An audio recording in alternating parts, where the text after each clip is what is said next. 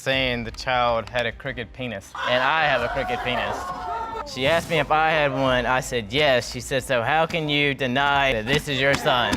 So she said, all I have to say is I hope nobody brought an exhibit. And let me see what I can get done with. In your honor, Now, I can say this. My father would bring home a stray dog and raise the dog. Well, this is not a dog. Yeah, right, but what I'm saying, but this is what I'm trying to say to you. You have to at least be committed to co-parenting and learning how to raise children you do have together well, learning how to be committed to leaving each other alone. And if you're going to be in a relationship, you need to figure out how to be committed in the relationship. So, here we go. Amber Thayer, in a bold move, has dragged her hubby, Mr. Thayer, into paternity court. It's not just a casual date. She's here to confirm he's the real dad to not one, but two munchkins, 19-month-old Cadence and 3-year-old Matthew Jr. It's kind of her last-ditch effort to glue what's left of their marriage back together, while also proving a major point about paternity. Talk about drama, right? Stay tuned, because this is just the warm-up. Ms. Thayer, you are here today in hopes of saving what is left of your marriage. In doing so, you've summoned your husband, Mr. Thayer, to paternity court. Prove that not only did he father your 19-month-old daughter, Cadence, but also your 3-year-old son, Matthew Jr. Is that correct? Yes, Your Honor. Hold on to your seats. Judge Lake gets right to the point, asking Mr. Thayer if he's ready to pack up his marriage today, if the kids turn out not to be his. Spoiler alert, he totally is. He trusts his wife about as far as he can throw a piano, which isn't very far at all. This courtroom might just turn into a reality show stage. And guess what? The excitement is just starting. You say you absolutely do not trust your wife, and you are prepared to get a divorce today when the results reveal that either one or both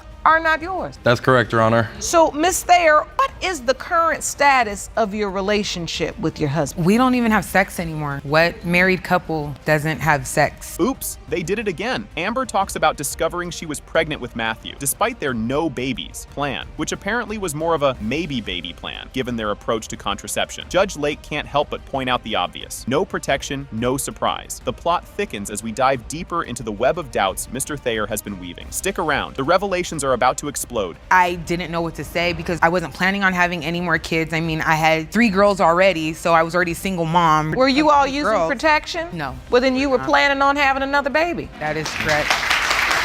And then I believe she was pregnant before we even got together because Matthew was born 3 weeks early. Cue the dramatic music. Mr. Thayer shares his side, feeling duped and dubious because Amber got pregnant at a time when their romantic rendezvous were as rare as a calm day in their house. His heart's on his sleeve, his fears on display, and boy, does it make for compelling viewing. The DNA results are looming, and you won't want to miss what's next. When was Matthew born? May 18th. Oh, so there's your doubt. Yes, ma'am. And look, babies do come early. So, but you claim she was with somebody else approximately 3 weeks before. Yeah. See, you feel emotional because it hurts. I mean, I love him or I wouldn't have married him. This is the person that I want to spend my life with. This is my first child too, Your Honor. I was excited. I didn't have no kids, I didn't have a family or anything, and she was gonna give that to me. Twist alert, Judge Lake drops a bombshell. They ran a lie detector test on Amber because why not add more suspense? This court isn't just about DNA, it's about truth, lies, and the occasional dramatic pause.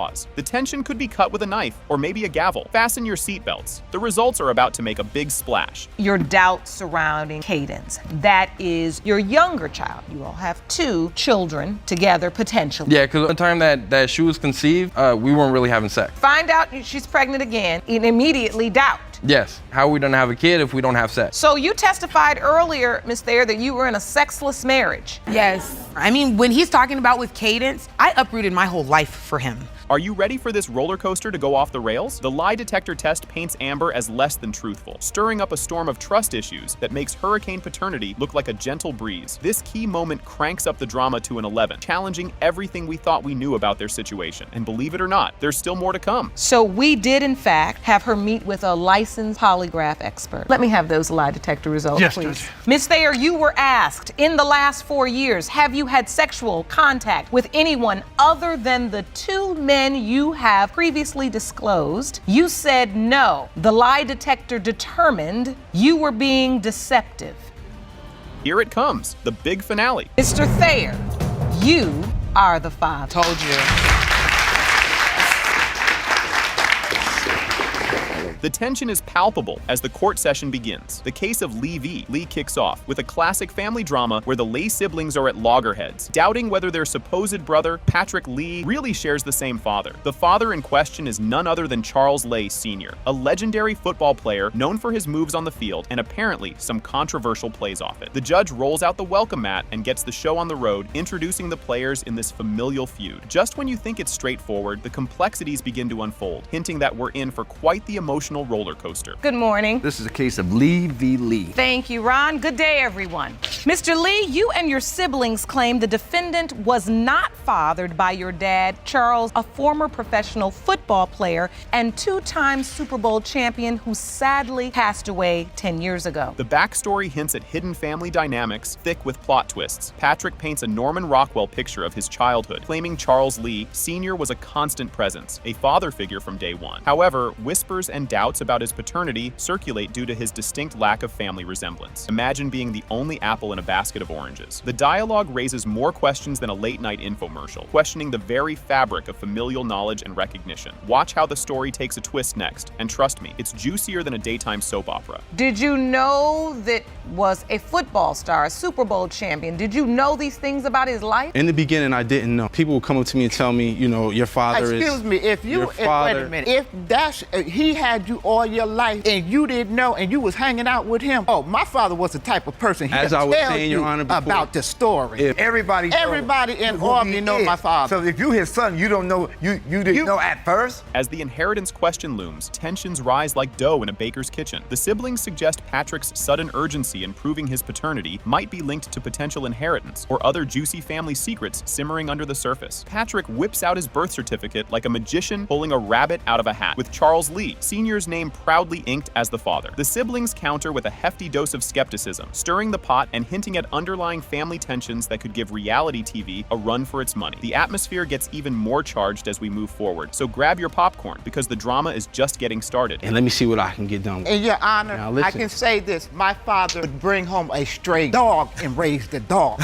Well, this is not a dog. Right, but what I'm saying, but this is what I'm trying to say to you. I get what you're saying. Whether he knew definitively or not, this was his biological child. He basically would look at him as a young man in need. That was him. If it was a question, then why is my father's name on my birth certificate? Your father's name is on your birth Yes, ma'am. certificate. The courtroom is on edge as DNA results are about to be revealed, and the stakes are as high as the Empire State. Emotions run higher than a kite on a windy day as Judge Lake steps in to restore order, turning the court into a no-drama zone and refocusing everyone on the real purpose of the gathering, to untangle this genetic knot through DNA testing. The courtroom buzzes with tension as both parties await the DNA results, the suspense thick enough to cut with a knife. The judge emphasizes the weight of the family legacy looming over the proceedings, a legacy wrapped in scandal and mystery. The outcome is next, and it's more dramatic than a season finale cliffhanger. Well, you know what? As much as you have been talking Charles Lee Jr. this morning, I will say what you just said was so correct. I see you all, it's an emotional day. You're dealing with the legacy of your father. You're dealing with things that adults created, situations adults created in the next generation. Right. And it's not easy because you don't understand how all this happened and what it all means. That's what I'm trying to help you understand. Anticipation reaches a peak with the DNA results on the way, and the atmosphere is as charged as a high-voltage power line. The DNA test results are finally unveiled. Has been determined by this court that Charles Lee Jr. and Carla Lee are not related to Patrick Lord, Lee. Lord Jesus, Lord Jesus, but I love you. We're not doing this. Please, Patrick. contact, please step over there. That was tough. The court case of Mason versus Malone begins with introductions. The judge, the unflappable Judge Lake, calls the session to order, and the plaintiff, Mr. Mason, jumps straight into the deep end, outlining the case's significance, stating it will determine his future relationship with the defendant, Ms. Malone. Everyone's on the edge of their seats already. Mr. Mason, you say today will determine the future of your relationship with the defendant, Ms. Malone. When you set up a watchdog, keep tabs on Ms. Malone and discovered that she had men coming in and out of the house while you were at at work. And now you believe 1-year-old Avery is not your daughter. Ms. Malone, you admit to cheating on your boyfriend, but are positive he's Avery's father. Today, you are hoping the DNA test will restore your relationship. Hold on to your hats, it gets wilder. The backstory of their relationship unfolds. They met online and quickly moved in together, but issues arose when Mr. Mason discovered Ms. Malone sneaking around. This caused him to question her faithfulness further, leading to the current paternity dispute. Just when you think it couldn't get any messier, it does. Results are real important to me because I really want to know if Avery's really mine or if she isn't. I want to understand the nature of this relationship. Me and Miss Malone actually first met a website. I took her out on a date. So this started out as a regular courtship. Yes, you Your went Honor. on a date.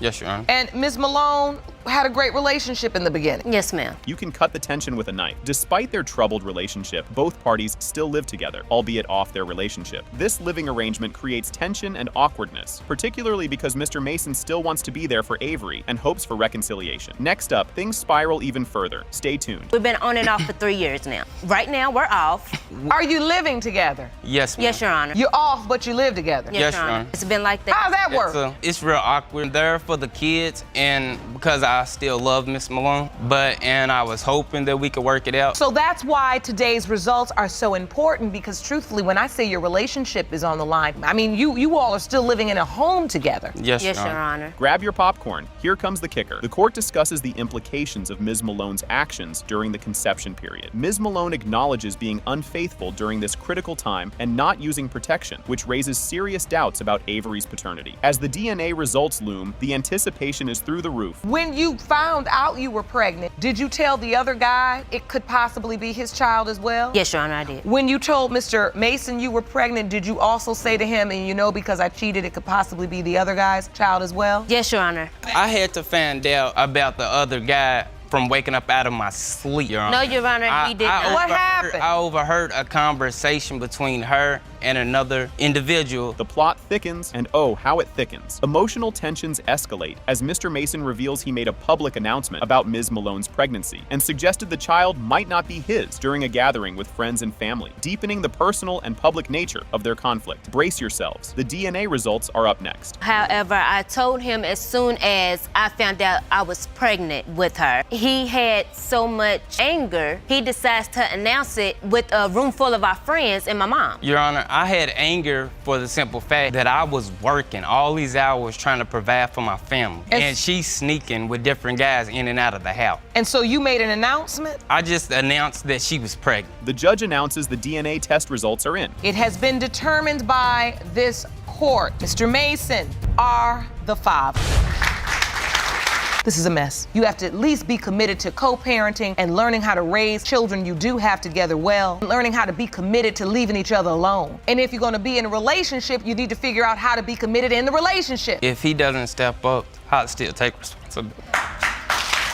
This introduction sets the stage for a dramatic paternity dispute. Introduction of the case, Taylor versus Orr. The plaintiff, Mr. Taylor, claims he had a brief romantic relationship with the defendant, Ms. Orr, who later informed him of her pregnancy and expressed doubts about the paternity because another man was present at the birth. The tension ramps up quickly from here. Mr. Taylor, you say that you had a whirlwind 2-week romance with the defendant. She called to tell you that she was pregnant with your child. You say another man was at the hospital for the baby's birth, and therefore your DNA test will come back negative. Ms. Orr, you say you are insulted that Mr. Taylor is even asking for a paternity test. You feel Mr. Taylor is just trying to dodge his responsibility. Just when you think you've heard it all, the communication breakdown emerges. Dispute over paternity announcement. Ms. Orr contacted Mr. Taylor through Facebook to announce the pregnancy, which Mr. Taylor disputes, claiming the notification was made via a phone call. The disagreement highlights the breakdown in communication following their brief relationship. Watch how the conflict deepens in the upcoming moments. Through Facebook to let him know I'm pregnant. No, So wait a minute, by the time you let me know she was pregnant. She called me over the phone to... Did you say the baby is yours or it could be yours? Could be yours. No. Could be. She has done nothing but sit here and tell me this is nothing but my No. child. I have been here. She has ran from the DNA. If it's such doubt and everything, if he is mine, why do you run from a DNA test? I do not know. Mr. Taylor As suspicions escalate, the courtroom drama intensifies. Hospital scene and paternity doubts. Discussion of who was present at the hospital during the birth, raising further doubts about the paternity. Ms. Orr had another man in the room, described as a potential godfather, which intensified Mr. Taylor's suspicions. The unfolding story takes a surprising turn next. How did you have time to notify the godfather and not the biological father? A family member contact my friend. You're accusing him of not being there, and yet you are blocking him from being there at the most important moment. I don't understand. Because the nurses was talking to me at the time. I couldn't really talk to my family members. The nurses were talking to you for a week straight? Telling me everything, pretty much. The controversy over social media posts adds another layer of intrigue. Social media controversy. Mr. Taylor posted pictures with the baby on Facebook, claiming his paternal bond. However, Ms. Orr demanded he remove these photos, causing further conflict and suspicion about her motives and the baby's paternity. Stay tuned for a twist that changes everything. Looks like you do want to be a part of this child's life. If you are the biological father, you intend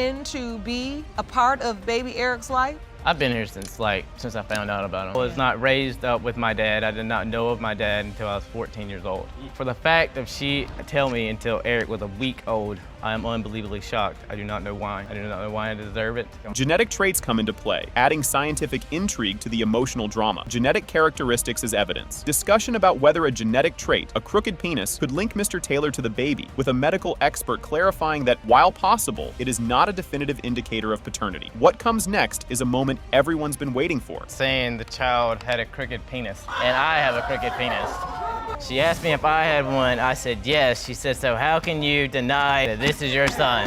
So she said, all I have to say is I hope nobody brought an exhibit.